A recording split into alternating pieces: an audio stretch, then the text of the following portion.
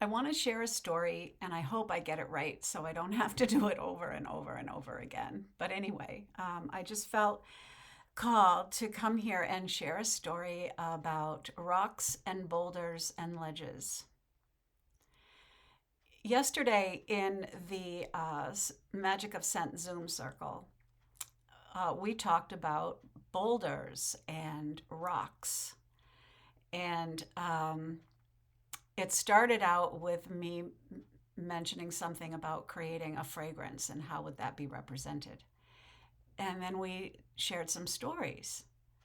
And one of the stories that I shared was about a glacial erratic that was on the property of the Gaia Center, which was the land based project in Worthington, Mass., that my organization Catalyst had back in the late 1980s. And when you would go down back, you would take a left or a right, or you'd cross the brook. If you took a left down a ways, there would be a glacial erratic that was just off the path.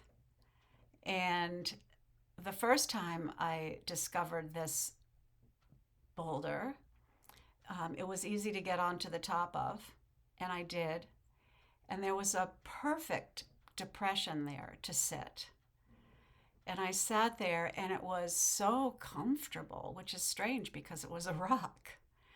Um, and I felt so peaceful and so, I don't know, calm. And I went back.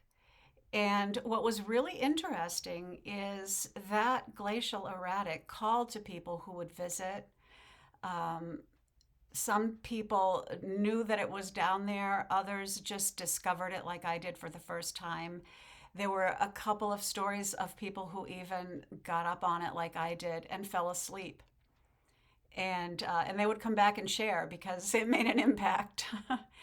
um, and that reminded me of this morning of my place, my home place, some of those places that when I grew up, I would always go to. All of us did too. Go to Lower Falls on the Kank and Diana's Bath. All are places that are water, obviously, but also um, granite, boulders, ledges that have been smoothed over eons by glaciers and water, and the that's part of their appeal. Not just the water, not just the beauty, but the energy of the foundation there.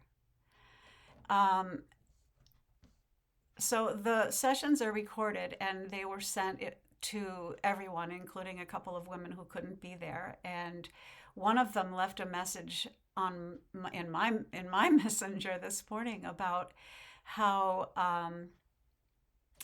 in Peruvian culture, and I know nothing about this, but this is just what she said, that healers send their dense energy into earth for healing, and boulders and rocks love it too. And that what these boulders, these big rocks, these ledges do is they love, and this was, which implies that there's this reciprocity going on here, right? Part of this whole conversation started when we were talking about how everything is alive, even what most people think of as, dead, inert objects like rocks and boulders. And so anyway, they love doing this because and we love it when it happens, and it's a gift that is mutual that we give each other, and it's awesome that and I, that there's this awareness that exists, even if it doesn't exist in most places. It's still there.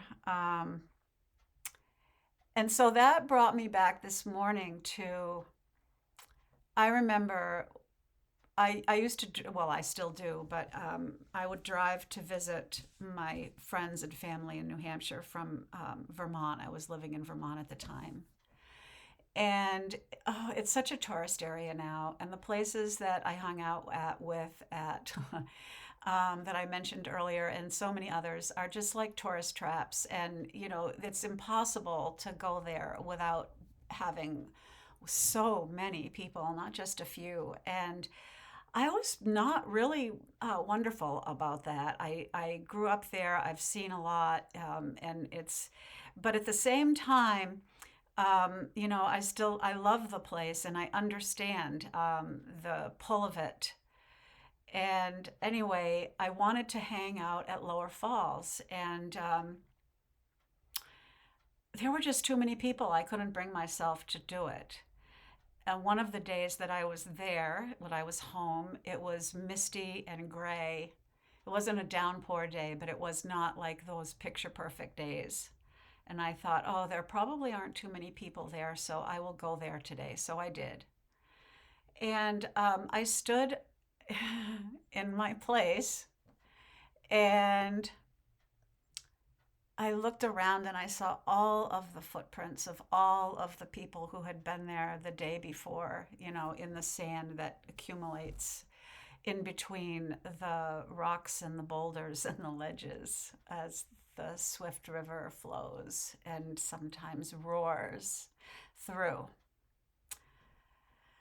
And I was kind of apologizing for the overuse, for the burden, for the heaviness of all the humans just sucking, just sucking. It just felt to me. And I was really surprised at what I was given in response. I was told that just as I need to be there and experience the love and the energy exchange and the grounding and the memories, the DNA connection that I have there, it doesn't make it mine. I have no ownership of it. And I was told this in the nicest of ways.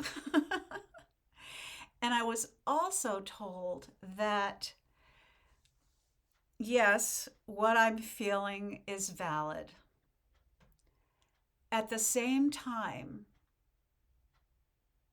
while the majority of people who converge there during the perfect days and the tourist season and when it's easily accessible, they're there for the photo op, for the what is it? I don't know, whatever it is, the of energy of being in a beautiful place, which you feel, regardless, you can't help but experience some feeling of awe, no matter where you go there. But in any case, I was told that while most people are really there on that surface level, there are always a small percentage of people who are touched, who have the experience of the mutuality